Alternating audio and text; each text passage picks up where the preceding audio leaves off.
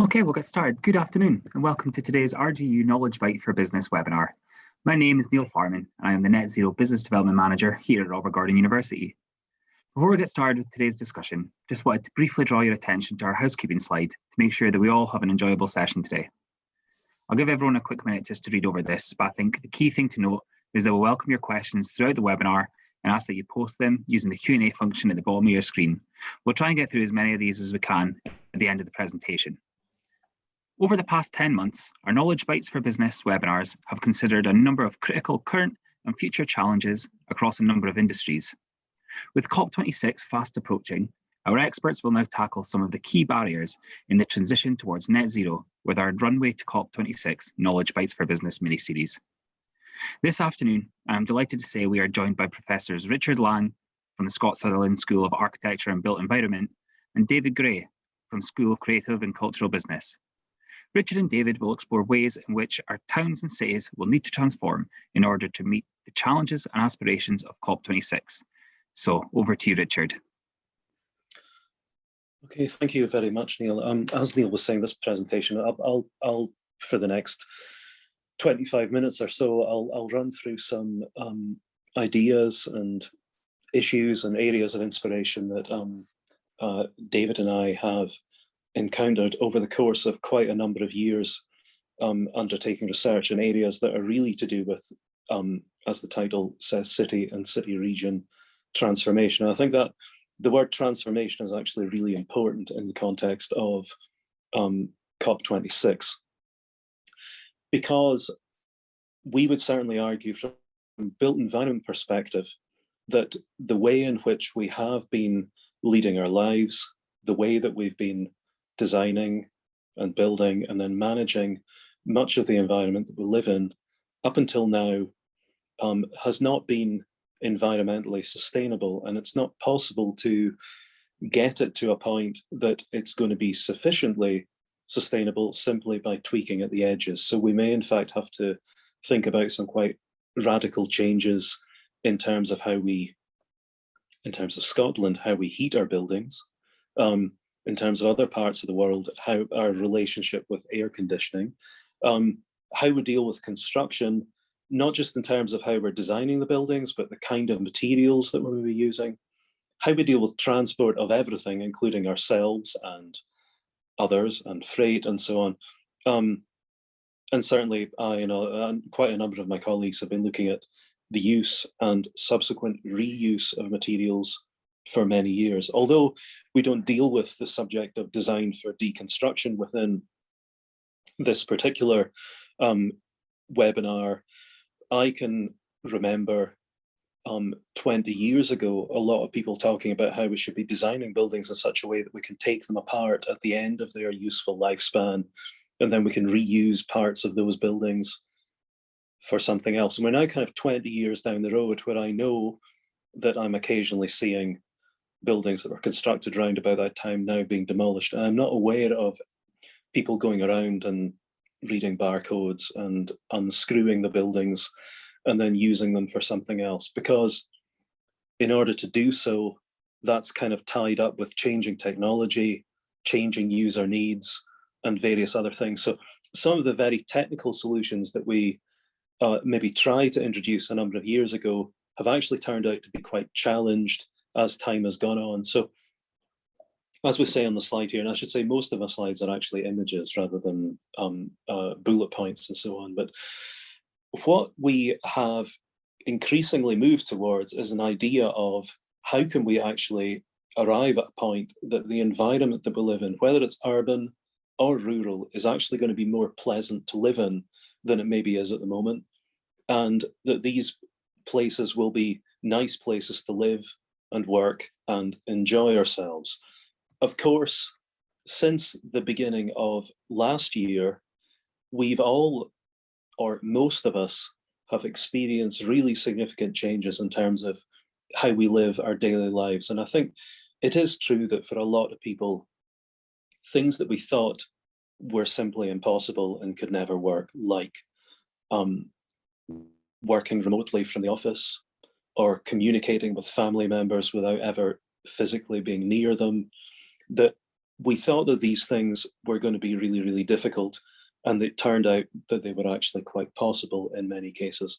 I've found, strangely, in the last few months, that we're now allowed to go shopping again, and we're allowed to go out to restaurants, that I feel almost like I was addicted to doing that prior to the pandemic. And now that restrictions have actually lifted, I've kind of found that actually some of the environments that I used to deliberately head to are not really where I would now like to be. And the pandemic, although we've been kind of socially distanced for public health reasons, the fact that we've been doing this now for so long has maybe also made it feel slightly odd when you find yourself in quite a packed or dense situation. So the other thing that I would maybe say that has been slightly, it's been kind of interesting, but also really notable, is that for years now, one of the reasons that we've suggested that we should pedestrianize large parts of urban areas has been that if you do that, you'll get denser living and you'll get loads of people, and people will interact with each other. And it seemed ironic, I suppose, that when we tried to look at what could we do to make sure that people never bump into each other and people are never socially close to each other, that pedestrianization was the solution that we went for. So I thought that was kind of funny in some ways, but nevertheless, there are some interventions that we made there that maybe we could learn from them in the future. So over the course of the next little while, I'll give some tangible examples from a number of projects that David and I have been involved with, and we'll maybe speak a little bit about things that we can maybe do in Aberdeen and in our part of the world that we're maybe not really doing at the moment. I think that it's important, and I've said this on a number of occasions now, that we don't necessarily think of COP26 as an opportunity to just think about a transition, that we can, kind of have a transition from oil to renewables, or we can have a kind of very gradual transition from gas heating to electric heating or whatever. We need something far more transformational than that. And it is certainly true that some of the solutions that have been proposed and actually implemented in other parts of the world could be applied within parts of Scotland, but they would require a kind of openness on the part of the community, on the part of decision makers, to kind of engage with the possibility that these ideas might actually be something worth implementing. I would also say, and it alludes to a point I made a moment ago, the answer to some of the challenges that will be addressed and debated within COP26, the answer might not just be a green version of what we do at the moment. I think there is sometimes a real kind of tendency to think about how we can kind of green up the things that we're doing at the moment. So if we have if people had a car many years ago that was powered by diesel, the way they would kind of arrive at a greener version in some ways might be to then move to an unleaded petrol car. And those people might now be thinking about, well, I'll get rid of that and I'll buy myself an electric car to sit beside the other 3 electric cars that I've got sitting outside my house. People might be thinking that at the moment I've got a gas powered boiler, so I'll try to move towards a different form of heating my house to the same level, but don't worry, it'll be a kind of greener version of that. And I think that one of the things that we would benefit from as a society is to maybe kind of think about, not so much do we just get a greener version of what we have at the moment, do we actually need what we have at the moment? So certainly some of our colleagues within a number of the projects that David and I have been working on, and David has in fact spoken at length about kind of normal behaviour in parts of Scotland, certainly particularly in rural areas, to do with sharing vehicles. Or perhaps kind of within Aberdeen, we've seen a huge growth in the last few years in the car club, where people are able to have access to vehicles if they need them without needing to actually own the vehicle and use it all the time. So there are kind of debates around that, I suppose, in terms of does that actually reduce the amount that people are traveling around? I would contend that it probably does, and people are maybe thinking about transport and mobility there as something that they can use within their lives as opposed to just a kind of recreational activity. So the answer to what's the best thing to do, if you've currently got 3 cars outside your house, the answer to how do you become more sustainable might not be buy 3 electric cars. The answer might be, could you get by on 1 car? Or could some members of the family start to walk or cycle on the short trips that most of us make? And I am certainly as guilty as some others of driving sometimes very short distances where if I would just get off my lazy bum and walk, I could actually be greener and fitter as a result. So a lot of what I'll talk about in these slides is really about where we live and how we could perhaps make some changes in those respects. Now, the way that a lot of our towns, and certainly the way that a lot of our buildings have developed over the course of, say, the last 50 years, is that it's now very normal for most houses to have a full central heating system. I say most houses because the first house that we purchased in Aberdeen didn't actually have central heating. We still just had coal fires, to the point that our house used to be identified on heat maps of the city as being the most environmentally friendly building in that part of Aberdeen, because people thought there's no energy escaping from that building. They must be unbelievably well insulated. But the reality was we had some insulation, but we also had no heat. Now, that was a bit of a nightmare during winter when the olive oil started to freeze, but it did kind of make me realize that I became quite used to living at quite a few degrees less than I had previously. And there was an argument made, certainly within Europe, in the European Construction Technology Platform 10, 15 years ago, saying that at that point, Europe could actually meet most of its climate change targets if people in Northern Europe would get into the habit of wearing jumpers more often on cold days, and if people in the southern part of Europe could get used to living their lives slightly warmer than they are at the moment. In other words, turning off or turning down an air conditioning system. So I've given a link there to one particular website, wastelessplanet.com, but there is a campaign that runs in quite a number of countries, actually. So, I mean, the examples that I've given here, there's one from Leiden. I think the Warm Sweater Day image is a national thing within the Netherlands. I know this happens in Canada once a year as well, where it has actually been shown that the load on the energy grid, if people just in the middle of winter wear a warm jumper for the day instead of switching on the heating as much as they normally would, that the impact on the load of the national grid can actually decrease quite significantly for a day. The suggestion here being, of course, what if we maybe think about doing this for more than a day?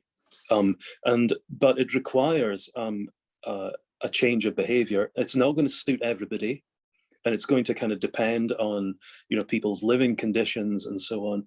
But I think it is kind of quite important that we try to think about, are there small things that each of us could do that collectively would actually make a huge difference?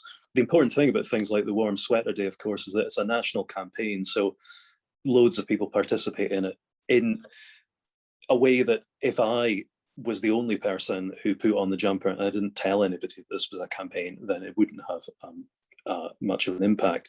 I think in terms of communities and commuting, though, this is something that was certainly within my own school of architecture and built environment within the university.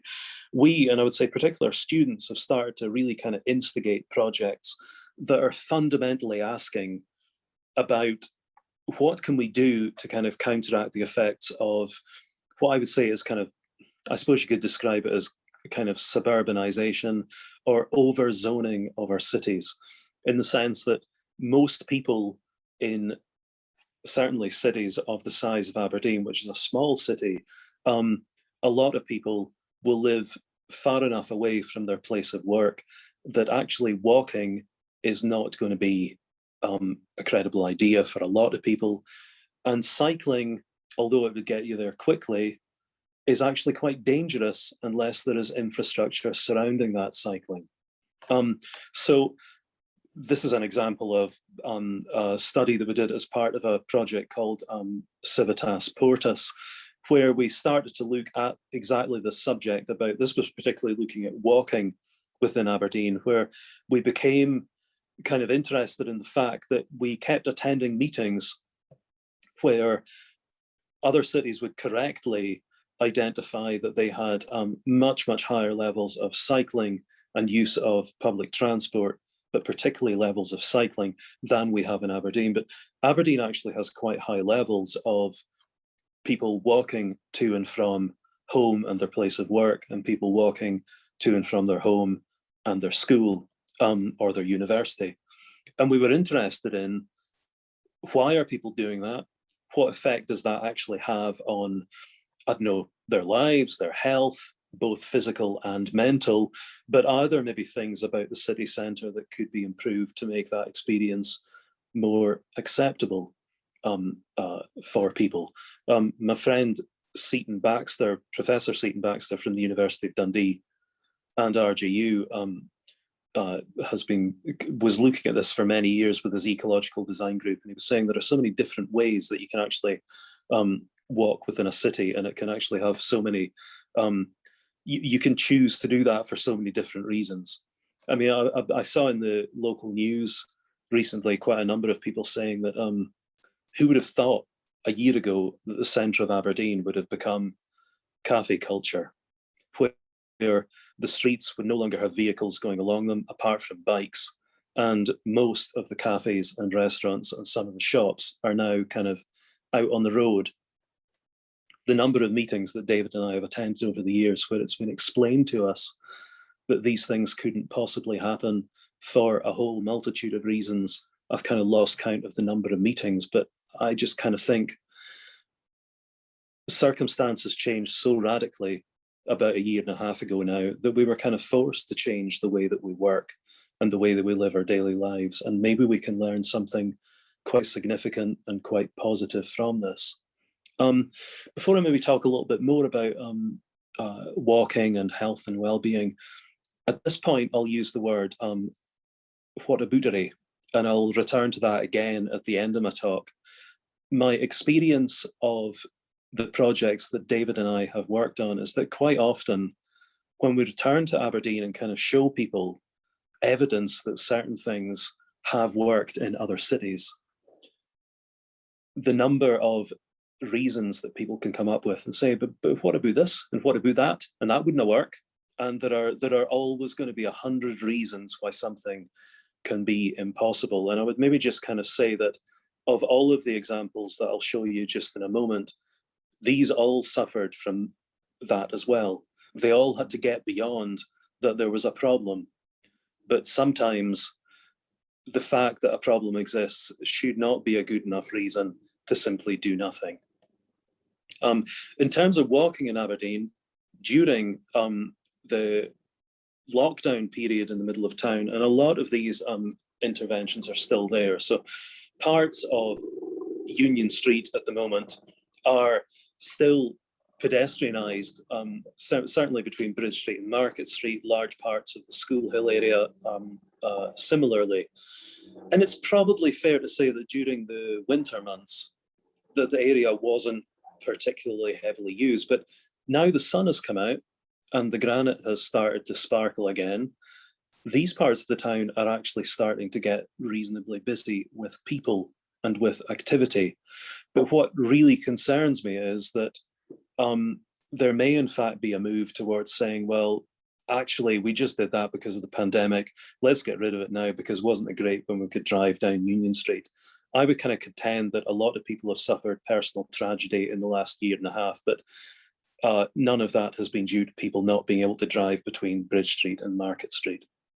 And that's a hill I will die on, as one of my colleagues might be inclined to say. And I kind of think there are things here that we could learn from. I was hugely disappointed that additional cycle lanes were introduced in the early part of the pandemic down at the beachfront.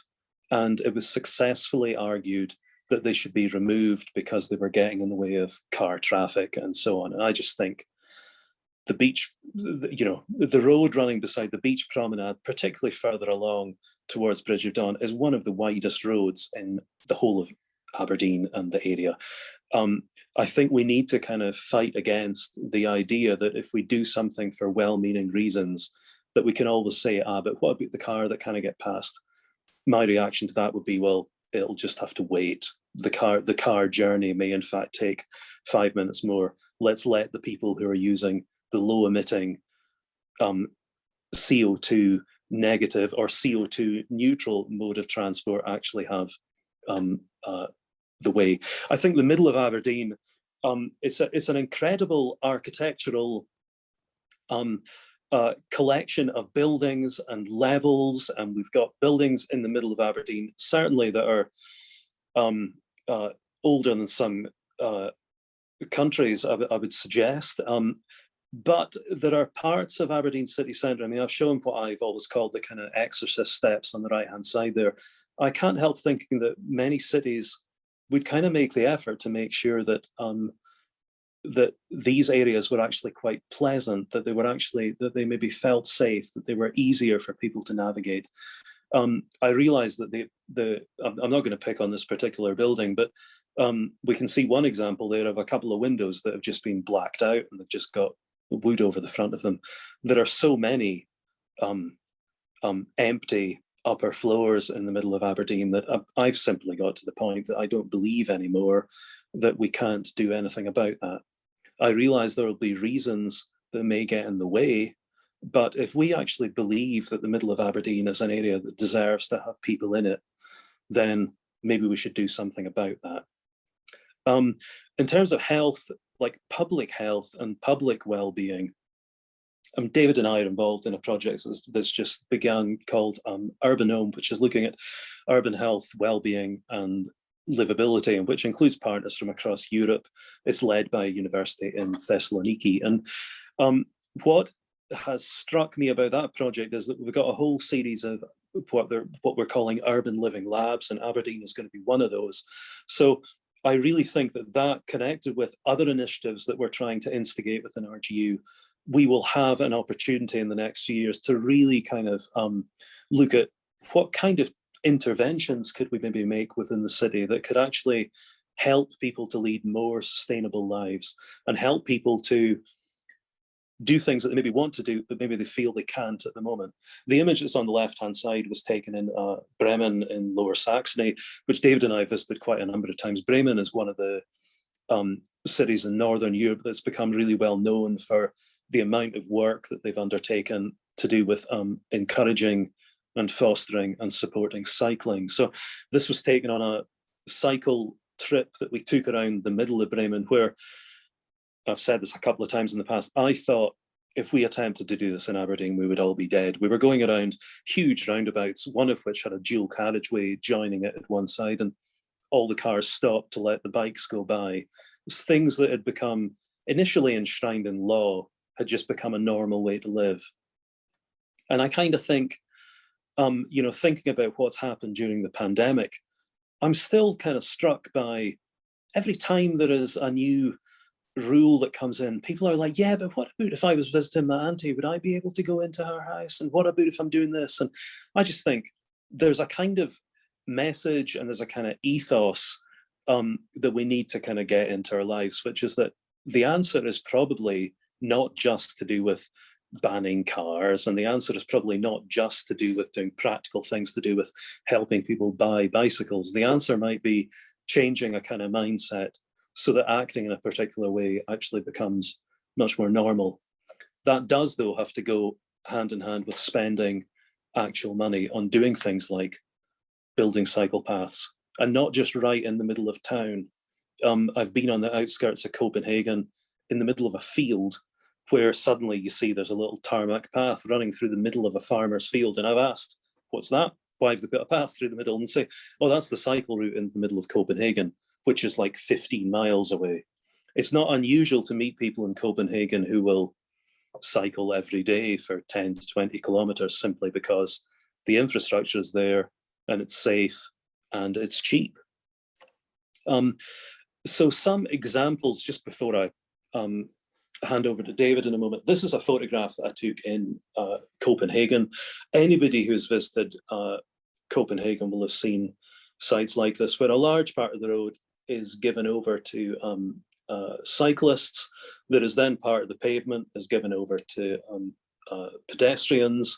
And then depending on the road, there will then be space for traffic. You see, for example, there's just at the bottom of the screen, there's a bike that's got a yellow cross through it, meaning that that is in fact an area for cars. So what they've had to do in Copenhagen, because apart from the main, like Hans Christian Andersen Boulevard, the roads are not particularly wider than they are in Aberdeen. So they have simply decided that some roads only have bikes and buses going along them, and cars go somewhere else. And it's possible to drive through the middle of the city, and if you're just going from one side to the other, you can do that reasonably quickly. But it's really safe and really easy if you don't want to do that, and if you want to travel in, I would say, a kind of cheaper way. Our colleague Michael Glotz-Richter from Germany has said on many occasions that the lowest carbon form of transport, though, is walking. And I think that what we've quite often experienced when we visited these cities is, and again, I've said this in the past, the reason that we've quite often been visiting Bremen or Malmo or Gothenburg is that we've been told something about their transport infrastructure. But it's not as if we arrive and we think, my God, the transport infrastructure in this town is amazing. We're just kind of struck by how the town seems to be quite nice, and the air seems to be quite clean, and the noise levels seem to be quite low. And it's almost as if some of these interventions have almost been used as a Trojan horse to kind of sneak in notions of the livable city almost by the back door. An example of what Abutari that was wanting to speak about as well relates to Gothenburg. This is the inside of a small ferry boat in Gothenburg that runs between one of the university campuses in the middle of town and the city centre. Gothenburg has a really wide river running through the middle of it. And although they do have ferries that take you up and down the river, the purpose of this particular one is to get people from the university side to the kind of shopping and residential side and restaurants and so on. And when the planners who were involved in getting this project in the water and up and running were designing it, one of the stipulations that they had as a requirement for their project was that the service would be free, because they didn't want to give anybody the kind of excuse of being able to say, well, actually, it would still just be cheaper for me to take my car to the university and then just drive back across the bridge just further down the river. So it was really important to them that this service was free. But the what about Swedish law that doesn't let you make public transport free? You've got to have a fare. You've got to charge. That's what makes it public transport. You've got to charge people to use it. So what they did instead was they decided that, and you can see it is a boat, but they decided to say, well, it's not a boat because it doesn't have any of the characteristics of going for a boat ride. It's got all the characteristics of going across a bridge. So that particular, I'll call it a boat that we can see in the photograph there, was then legally described as a moving bridge, meaning that it is it's in the plans as such. They don't have to charge people to go across it because you don't have to charge people to go across the bridge, and then people can go into the university campus at the right-hand side, and it's very easy to make that journey.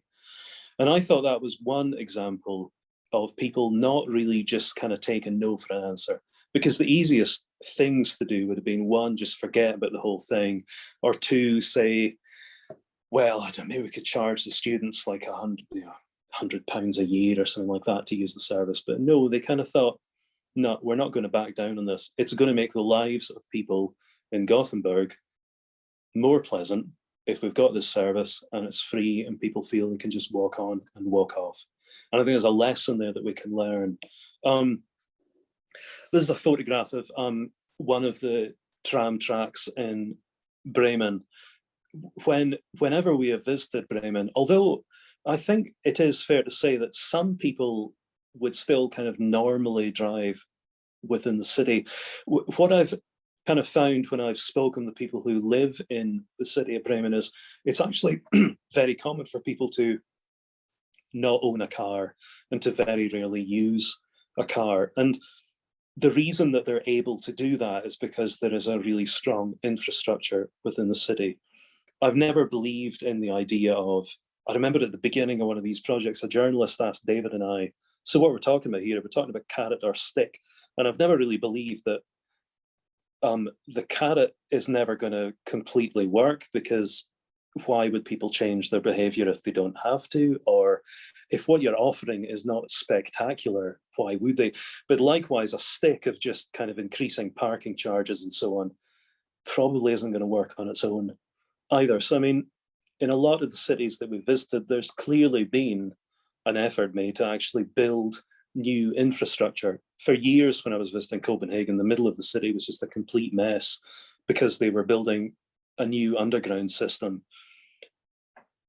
Now that it's in place and people are using it and it's getting them from A to B much more quickly than they were before, they're now building more underground lines in Copenhagen. So, and the impact of this, while it was being constructed, was really kind of hellish. But now that it's in place, a bit like I might contend the Edinburgh Trams project, once it stops being described on the news on Reporting Scotland every night as the Edinburgh Trams fiasco, give it a couple of years and people start to use it, and it's just described as the tram, then maybe you've got a kind of chance to move ahead. Of course, not every project is going to be successful, but a lot of them will be.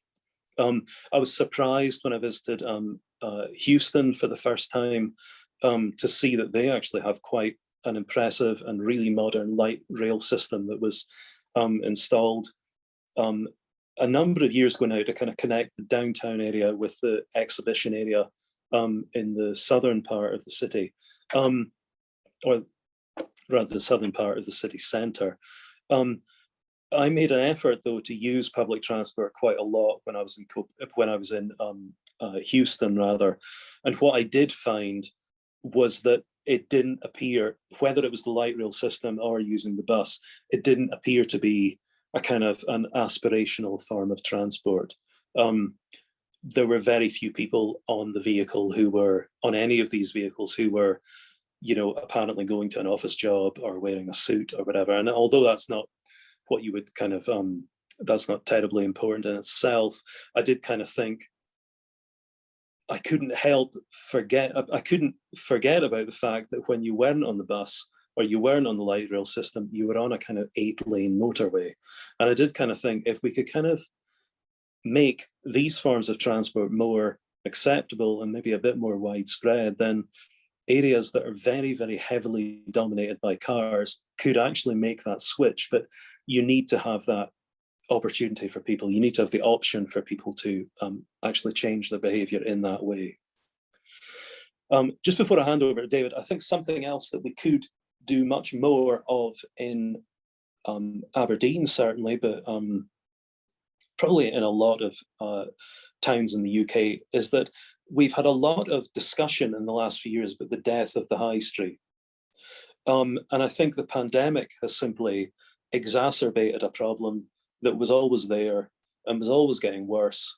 But we probably had another 5 or 10 years before things got really bad. So just before the pandemic, we had things like Littlewoods and British Home Stores closed. But then during the pandemic, you know, we kind of heard about Debenhams and Topshop, and then John Lewis decided to not reopen in Aberdeen. So suddenly we're left with, I would say, the kind of remnants of a kind of strategy that most cities had for a number of years, which was to build shopping malls that had very large retail units in them. But then what do you do once things aren't quite working out anymore? Within the Bonacard Centre at the moment, there are some images of you know, people celebrating as Aberdeen witnessed the demolition of the end of George Street to make way for the Bonacard Centre. And now I kind of think, when you're in the centre and there are so many empty units and so on, maybe we need to kind of think just as radically, but in a completely different way to how people were maybe thinking in the 1970s and 1980s. So this is an image actually taken from one of the markets in Vancouver that I visited. But what kind of struck me was they were really kind of celebrating local produce. So this happens to be fruit, but there was, anything that was made in Vancouver or the surrounding region was for sale and in quantity. I'm always struck by the fact that I've lived in Aberdeen since 1988, and people sometimes tell me that Aberdeen used to be the centre of, fishing and shipbuilding and so on. But I've been here for a hell of a long time, and that has never been apparent to me living in Aberdeen. And I would say as well that the area where I grew up in Murrayshire was also known for fishing and whiskey and so on. And although I was maybe aware of the whiskey, I don't think we've necessarily embraced this idea of celebrating who we are in terms of creativity and our culture and what we maybe produce, and maybe some of the solutions to how we can kind of, embrace the ethos of COP26 might lie in doing a bit more of that. That needs to happen though with the community. This can't happen as a kind of top-down thing. So I would suggest that anybody who's listening to this and kind of hoping that the local authority is going to come up with all of the answers, I would say that they're probably not, in the way that there's no track record globally for the local authority coming up with all of the ideas and introducing them all. But I do think that we could find ways of working in Aberdeen and Aberdeenshire and further beyond. We could find ways that actually involve the community in co-design and collaboration in terms of deciding where do we want the future of our city and our region to actually lie. The final bullet point, I should have put this as big words at the end. This is about life getting better. If this is about what do we do to avoid climate disaster, that's okay, I suppose, but it's not really going to turn the ship around. I think we need to look at these examples from other cities where I've hopefully shown you photographs of cities that actually seem to be quite nice. These are cities that have maybe kind of forged ahead on a path that we can maybe now try to go down as well. So what I'll do is I'll now unshare my screen and I'll pass over. I'm sure David will now wish to either support or contradict everything that I've just said. So hopefully not contradict everything. Yeah. Thanks, Richard. I will support everything you've just said, Thank fortunately. you. Now, my approach is I haven't got a presentation, but what I thought I would do, I would sit here and listen to what Richard says, then freestyle notes, which I'll now relay to you, which the only kind of flaw in that plan is that I can't actually read my writing, but I'll try and make sense of what is scribbled down. And interesting thing, a number of years ago, well, not that far, but certainly between now and 10 years ago, Scotland actually set itself the most ambitious climate change targets in the world, which was quite newsworthy at the time. And around that time, I was kind of doing some advisory work for government committees, and I found myself invited down to a workshop in Edinburgh, which contained much of the senior civil service for the Scottish government and ministers and things. And don't know what I was doing there, but I was there anyway. And Scotland has just set itself the most ambitious climate change targets in the world. And this seminar was about how they were actually going to go about delivering it. And I can't remember much about the day, apart from one kind of thing struck me, that is that the environment minister of the day, who shall remain nameless, drove very long way from his constituency to attend a meeting by ministerial car, which I presume wasn't a hybrid or electric vehicle at the time, and to urge us to find ways of meeting these very ambitious climate change targets. And that kind of struck me as a very kind of good metaphor for how we've approached climate change mitigation in Scotland.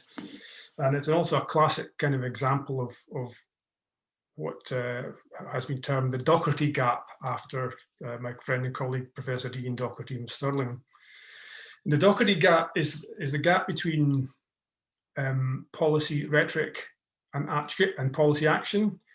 It's a gap between what you put in your shiny strategy documents and what you actually spend your money on. And it's a gap between setting ambitious targets and what you actually do to deliver them. And traditionally, the Doherty gap in Scottish policy making has been fairly extensive. We set ambitious targets and haven't done a huge amount to actually deliver them.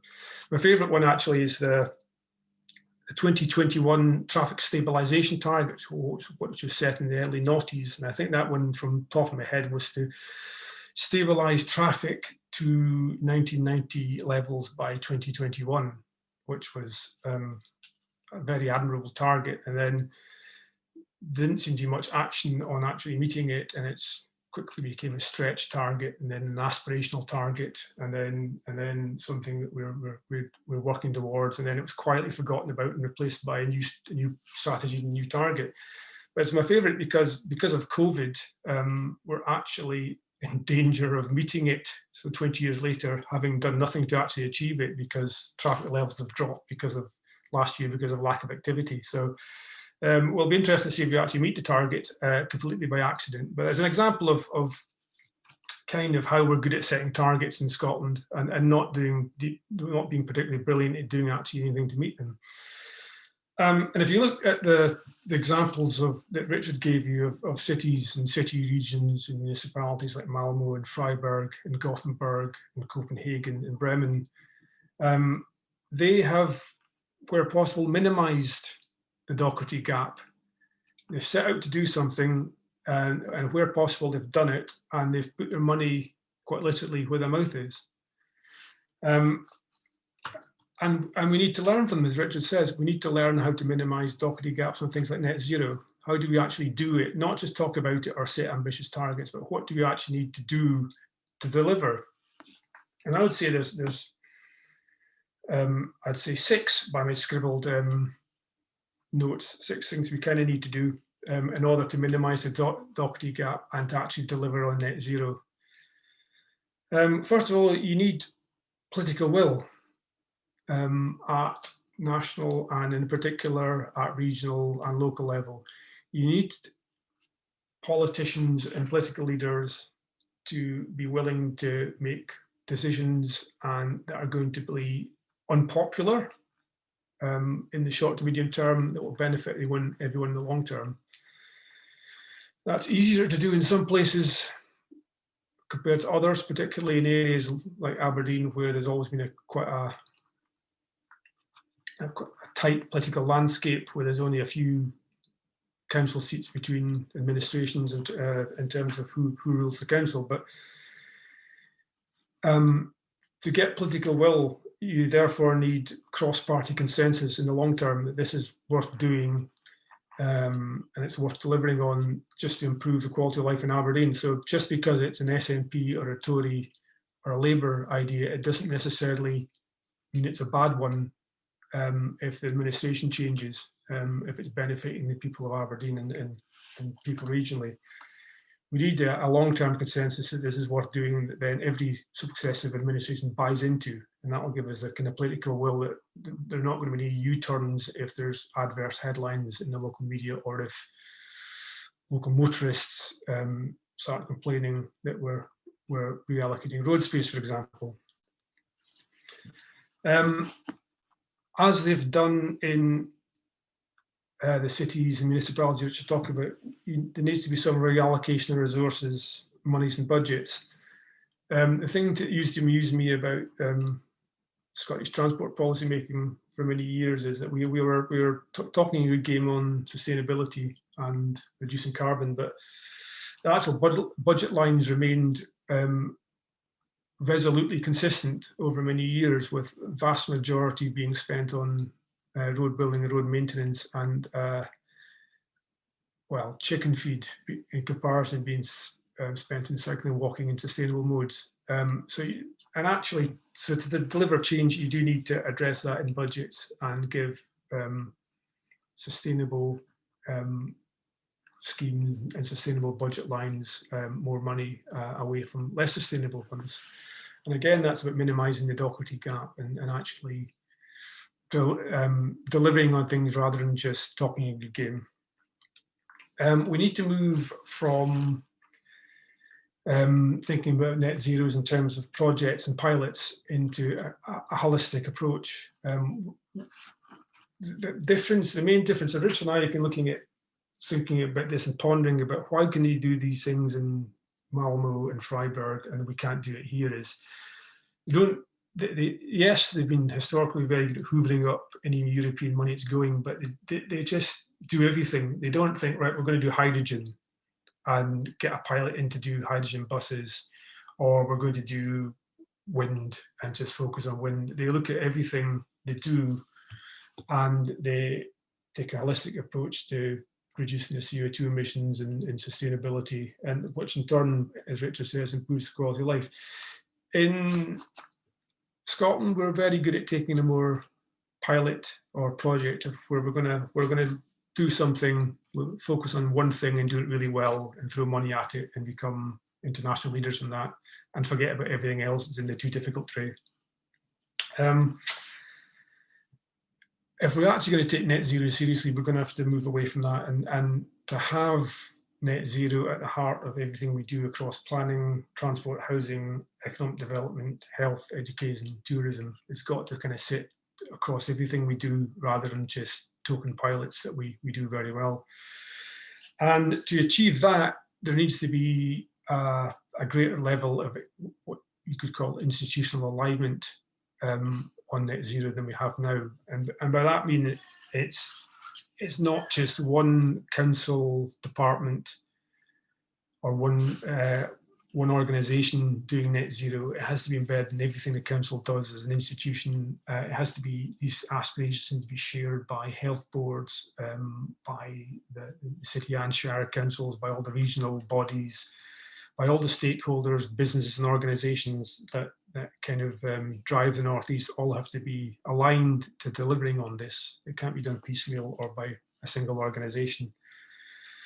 And to that, Rich has already said, you need buy-in and you need co-production. We all need to be in this together and shaping this together as a future. It can't be done by a single pilot in a single council department. We need to kind of radically change the way that we do things and think about things. And it can be done. I did a presentation at NESTRANS, the North East Scotland Transport Partnership, a couple of months ago. And I was looking back at the North East Modern Transport Strategy document, which is almost 20 years old. And it was saying things like what we needed to do to create a modern transport system. And there are two things that stood out. One was AWPR. Aberdeen needed a bypass. And the other thing was a modern light rapid transit system. Interestingly, we actually delivered AWPR. It wasn't necessarily net zero or particularly sustainable, but we did it because all the institutions and kind of stakeholders in the North East came in got together and fought for it and worked together to deliver it. So we can do it. Interesting thing, of course, is that if you look forward to the regional transport strategy, coming out of the North East, we're still talking about light rapid transit. So we need to work together to do the sustainable stuff as well as things like the AWPR if we're actually going to really deliver net zero. And I think that I can probably stop it there, and Rich and I can take questions. Great, thanks so much, Richard and David. It's a really interesting discussion point, and I think it's really topical as well with COP26 coming up.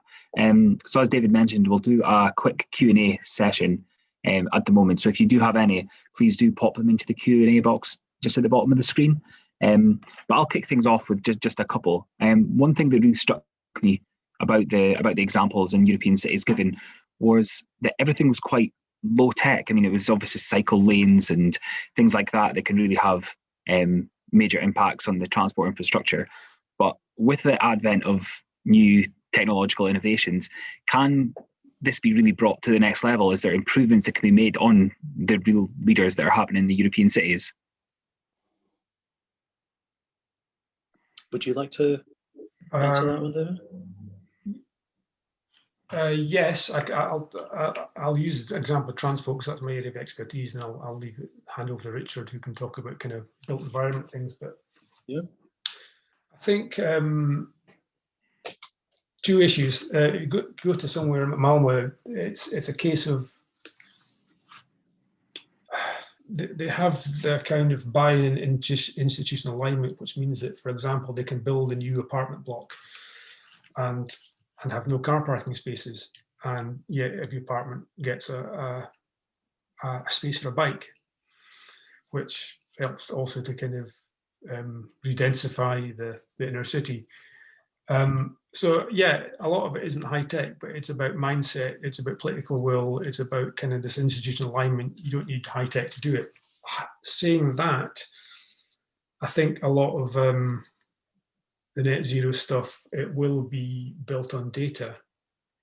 For example, in my area, transport, particularly in rural areas and island areas, if you're better able to match supply and demand by having a real-time understanding of where the transport supply of buses and taxis and shared vehicles and health vehicles and social care vehicles and what they're doing, and also compare that to supply, where people are actually moving, where the movements are, where they're traveling to.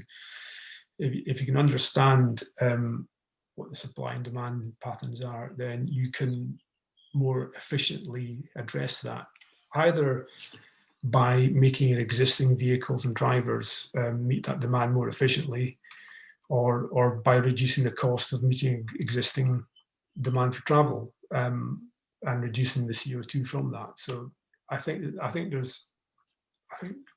technology will play a part. What we found in the European projects as well is the technology works by and large. It's there. We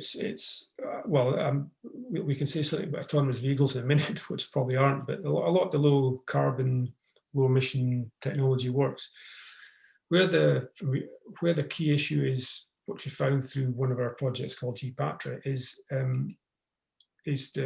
how you go from pilot to scaling it up to mainstream it. And the key barriers aren't necessarily technological or social. People are willing to use it. It's how you get embedded in operations, how you sell it to people who have a set way and a fixed way of doing things that they've always done. And battery operated vehicles can require more charging and different shift patterns and different infrastructure, and how you embed those operations within the kind of institutions that fund and support them and plan them.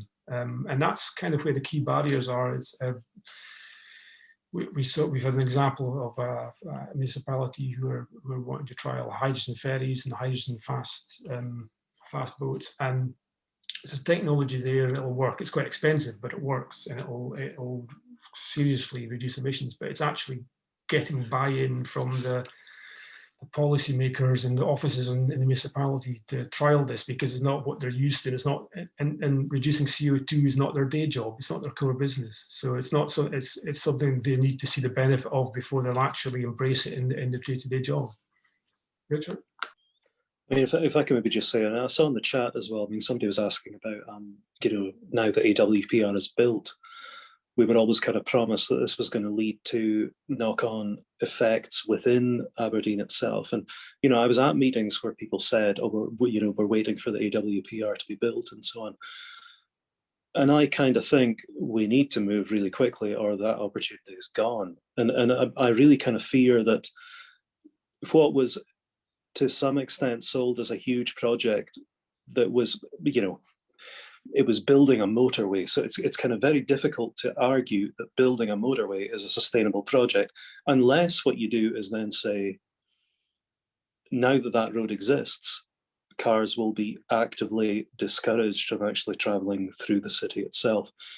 If there had been a genuine political force behind locking in the benefits of the AWPR, you would at the moment be kind of questioning, why is Anderson Drive still 4 lanes? Why are we building a huge roundabout at the Hodigan? Why are we putting money into the Hodigan roundabout instead of putting in home zones in the middle of town? So I think what we need to see, that as David was saying, we have seen in many other cities, there's a kind of political will to actually put your money where your mouth is and kind of say that housing developments will not be rejected because they don't have enough car parking spaces, as happened in Aberdeen recently. And I can understand that there's a worry, I suppose, that if you don't have enough car parking spaces, well, people just park somewhere else and then it becomes a problem and so on. But you need to deal with these things collectively and in the round. And as David was saying, you can't have the housing development and the roads and the use of renewable energy sources and so on. You can't have them developing separately to each other.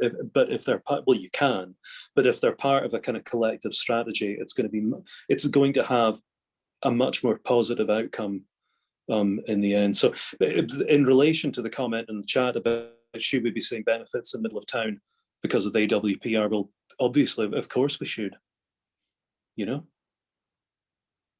Okay, thank you for that answer, Richard. Yeah, I'll just add, I'm glad Richard answered questions about locking the benefits to AWPR, because if I answer, I get myself in trouble with local council officials, as I have done in the past.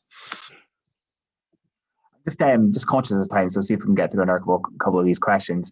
So first of all, how viable is it to roll out this transformation to the rural areas, as well as obviously focused quite a lot on the city and city regions at the moment? What is the viability in that sense? I would have thought, I'm not an expert in that area, but I would have thought it probably relies on 5G rather than fibre. But I imagine with most things, it's entirely doable if the government wants to spend money on it, and that's generally the kind of technologies there. But it's how much priority and budget you want to give it. So that actually, I mean, might lead into the next question. So it might be specifically for you, David, with the transport expertise. Do you think Scottish Government should pause all future road projects and carry out a review? So that's similar to what Wales has just announced. I think that's unlikely to happen because we're just in the process of Scottish Government in the process of Transport Scotland, rather, of the second strategic transport projects review. And all great traditions of Scottish policy making, we're onto our second strategic transport projects review without having delivered everything on the first one, but they obviously decided it was time for a refresh. And to be fair, and to give Scottish Government due, they're putting low carbon initiatives front and centre of that. Again, much will depend on what the Docherty gap is between the rhetoric and the action on that, but they are talking a game on that. So I would, probably not, because they've invested so much time and bureaucracy in the strategic transport projects review that they probably won't abandon that now. Okay, great. Can I maybe say, Neil? I mean, I kind of think that sometimes it can be a mistake, and I think this is really what David was saying. It can be a mistake to think of these as being projects that are just about transport. They should be, if we want to move towards what it is that we're trying to achieve, you know, through initiatives like COP26 and so on, we need to think of what will the benefits to people actually be. I mean, I've lived in Aberdeen for so long now that I've become quite used to the idea that if I press the button to request that I should be allowed to cross the road, that I'll probably have to wait for 4 streams of traffic to go before I do. And if I'm on a bike, there won't be a bike lane. And I kind of think, what if we completely turn that idea on its head, and we make people who are walking at the top of the food chain in terms of movement, so that if you press the button to cross the road, the traffic will stop within 5 to 10 seconds. And what if we then say that we will put money into putting infrastructure for cycling, and if a cyclist is knocked off their bike, the presumption in law will be that it's probably the car driver's fault. And if a cyclist knocks down a pedestrian, likewise. I mean, I think we've got a kind of hierarchy that is completely different. It's upside down to the hierarchy that exists in a lot of other, dare I say, European countries, because I think of Scotland as a European country. So. And I think one of the most important things to note is obviously COP26, one of the main themes is climate co-benefits. So while a lot of the discussion today has been looking at sort of the emission reductions, but it's also had a lot of health and well-being benefits with a cafe culture and high street discussions of a lot of the business benefits as well. So yeah, it's a really important discussion point. So I think we'll end. It's worth saying on that, Neil, that places like Malmo and Freiburg didn't do, especially Malmo, didn't do low carbon sustainability in order just for the sake of doing low carbon sustainability. They did it because their shipbuilding industry collapsed overnight, and they needed something to attract new investment and new jobs to Malmo. So they made, basically, it's about place marketing. It's about making themselves as green as possible as a unique selling point. And a byproduct of doing that, they made a fantastic, clean, safe, low carbon place to live. So there are, it's not just something you do in isolation. There are actual economic benefits to doing this and doing this properly. Yeah, I think that is a really important point to make. So I think we'll end it there. So thanks everyone for joining us. Thanks you again, Richard and David, for your time today. If you have any questions or wish to contact us after the event, please do just get in touch with us. Always happy to help in any way and answer any further questions. The recording of today's webinar will be available next week on our RGU Knowledge Rights for Business webpage. Next Thursday, we'll have a construction focused afternoon. So it's kicking off at 2 p.m. Will be a continuation of our Runway COP26 Knowledge Bites for Business series. So that'll be considering the zero carbon challenge for mass volume house builders. This will then be followed at 3:15, where RGU academics will be joined by CEITB staff, and that'll be highlighting the core skills required both now and in the future to meet our development needs. So all information will be on the RGU events webpage. So I just want to end again saying thanks to everyone and enjoy the rest of your day.